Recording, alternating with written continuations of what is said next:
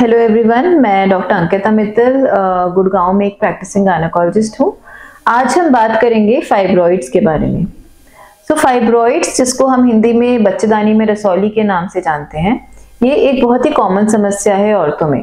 ज़्यादातर बार आपको पता भी नहीं होगा कि आपके शरीर में फाइब्रॉइड डेवलप हो रहा है। आप किसी और रीज़न की वजह से अल्ट्रासाउंड कराने जाएंगे और रिपोर्ट में डॉक्टर आपको लिख के देंगे कि आपके बच्चेदानी में फाइब्रॉइड है। अब क्या होता है ये फाइब्रॉइड, क्या लक्षण है इसके, इसका ट्रीटमेंट क्या है, क्या इससे कुछ कॉम्प्लिकेशंस हो सकती हैं, यही सब हम जानेंगे आज के इस वीडियो में। फाइब्रॉइड एक non cancerous oestrogen dependent tumour है। नॉन कैंसरस यानी कि ये शरीर में कैंसर की तरह सारी जगह नहीं फैलता है, ये आपके बच्चेदानी तक ही रिस्ट्रिक्टेड रहेगा। इससे आपकी जान को ज़्यादातर केसेस में खतरा नहीं होता है। पर ट्यूमर मतलब ये एक एबनॉर्मल ग्रोथ है। तो फाइब्रॉइड एक एबनॉर्मल ग्रोथ है जो कि ज़्यादातर केसेस में बच्चेदानी की जो मांसपेशियां होती हैं उससे उभरता है, और यह ईस्ट्रोजन हार्मोन पे डिपेंडेंट है। यानी कि ईस्ट्रोजन हार्मोन शरीर में जितना ज़्यादा होगा उतनी ज़्यादा तेज़ी के साथ ये विकसित होगा। 99% केसेस में फाइब्रॉइड बिनाइन यानी कि नॉन कैंसरस होते हैं। हालांकि 1% से कम केसेस में यह कैंसर का रूप भी ले सकते हैं।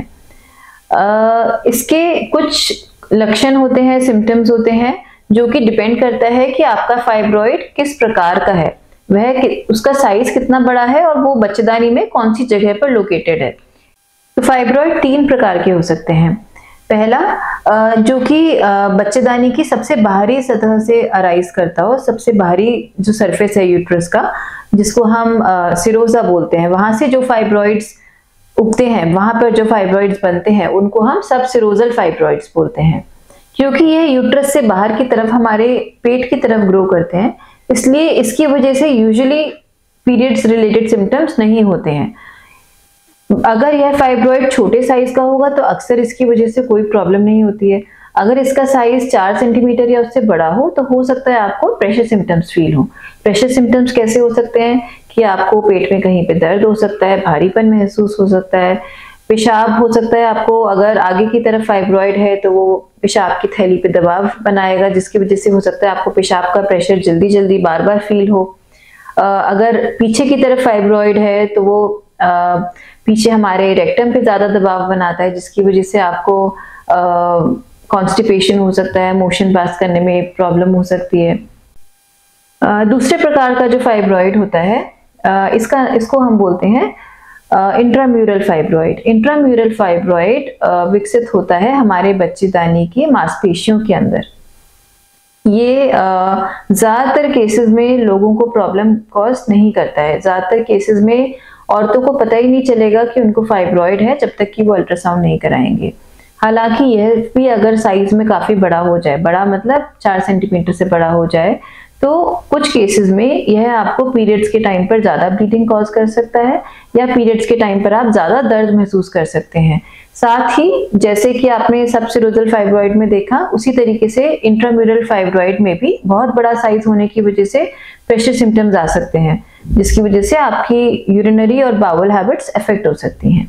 तीसरे टाइप का जो फाइब्रॉइड होता है वो होता है सब म्यूकोजल फाइब्रॉइड। सब म्यूकोजल फाइब्रॉइड बच्चेदानी की सबसे अंदर वाली लाइनिंग यानी कि एंडोमेट्रियम में विकसित होना शुरू होता है। इसकी वजह से आपके बच्चेदानी की जो कैविटी है उसका साइज इफेक्ट होता है, जिसकी वजह से आपको पीरियड्स के टाइम पे हेवी ब्लीडिंग हो सकती है। पीरियड्स बहुत पेनफुल हो सकते हैं। अगर आप कंसीव करने की कोशिश कर रहे हैं, प्रेग्नेंट होने की कोशिश कर रहे हैं, तो प्रेगनेंसी में हो सकता है आपको तकलीफ आए, हो सकता है आप प्रेग्नेंट होने में आपके टाइम ज़्यादा लगे या कंसीव करने में प्रॉब्लम आए। ऐसा भी हो सकता है कि आपका मिसकैरेज का रिस्क बढ़ जाए।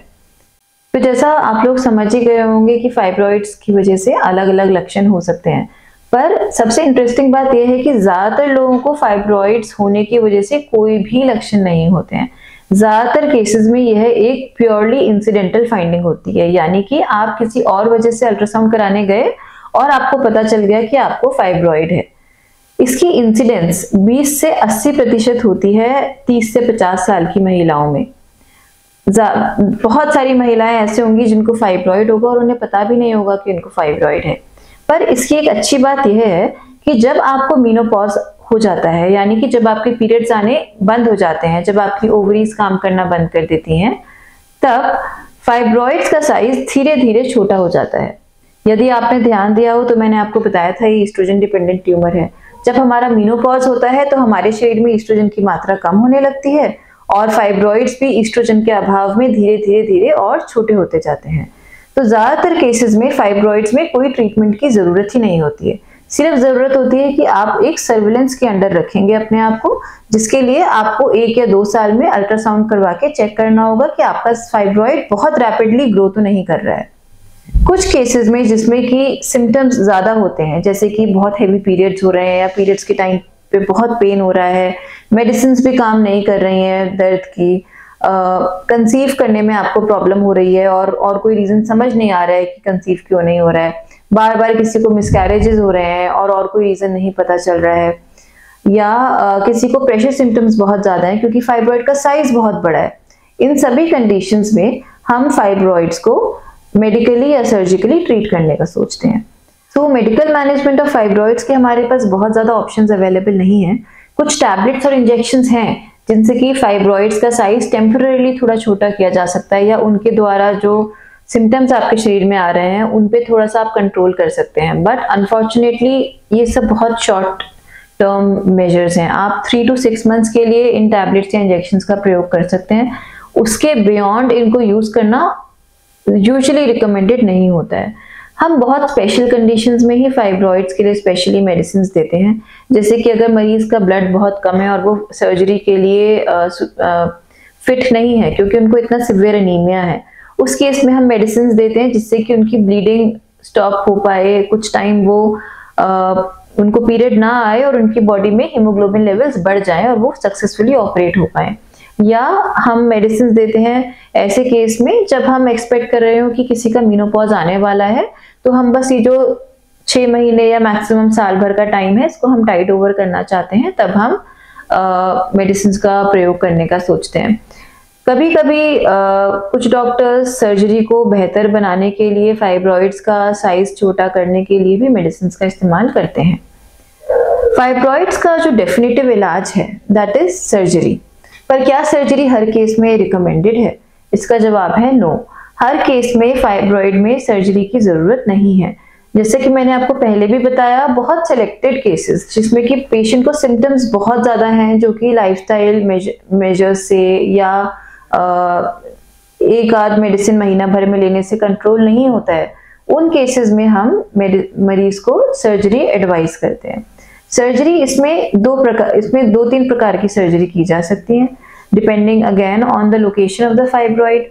अगर आपका फाइब्रॉइड बच्चेदानी की सबसे अंदर वाली साइड है, यानी कि सबम्यूकोजल फाइब्रॉइड है, तो मोस्ट ऑफ द टाइम्स इसका ट्रीटमेंट हम हिस्टेरोस्कोपिक मायोमेक्टमी के द्वारा, यानी कि एक हिस्टेरोस्कोप होता है, एक पतली सी दूरबीन जिसको हम वजाइना के थ्रू अंदर घुसाते हैं और जो भी फाइब्रॉइड की हमें ग्रोथ दिख रही है उसको हम रिसेक्टोस्कोप, जो कि एक प्रकार की कॉटरी होती है, उसके जरिए हम निकाल देते हैं। तो ये एक बहुत ही मिनिमली इन्वेजिव तरीका है to get rid of your submucosal fibroids. Second, अगर आपका फाइब्रॉइड इंट्राम्यूरल है या सबसिरोजल है और आपको सर्जरी की जरूरत है, तो इसमें भी आपके पास सर्जरी के लिए 2 ऑप्शंस हैं। एक है लैप्रोस्कोपिक सर्जरी, यानी कि दूरबीन से की जाने वाली सर्जरी। दूसरा है ओपन सर्जरी, जिसमें कि पेट पर लंबा चीरा लगाकर सर्जरी की जाती है। Depending on the age of the patient and whether the patient has completed their family or not, or their will to keep their uterus or to get it removed, the plan of the surgery is decided.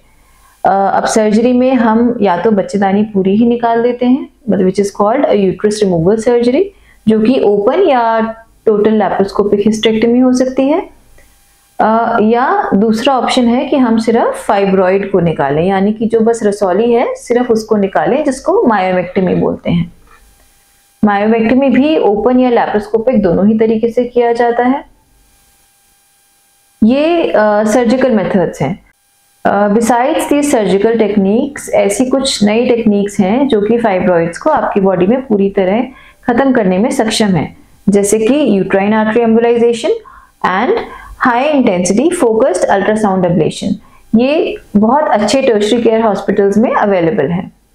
तो आज हमने जाना fibroids के बारे में और हमने ये समझा कि फाइब्रॉइड्स कितने प्रकार के होते हैं, इनके क्या लक्षण होते हैं। ज़्यादातर केसेस में इलाज की ज़रूरत नहीं होती है, हमें सिर्फ टाइम टू टाइम अल्ट्रासाउंड करवाना होता है देखने के लिए कि फाइब्रॉइड की ग्रोथ बहुत ज़्यादा फास्ट तो नहीं हो रही है। और ज़्यादातर केसेस में कंजर्वेटिवली ही ये मैनेज हो जाता है। कुछ केसेस होते हैं जहां हमें सर्जरी की ज़रूरत पड़ती है एंड हमने नई टेक्निक्स के बारे में भी सुना जो आजकल फाइब्रॉइड्स के ट्रीटमेंट में यूज़ की जाती हैं।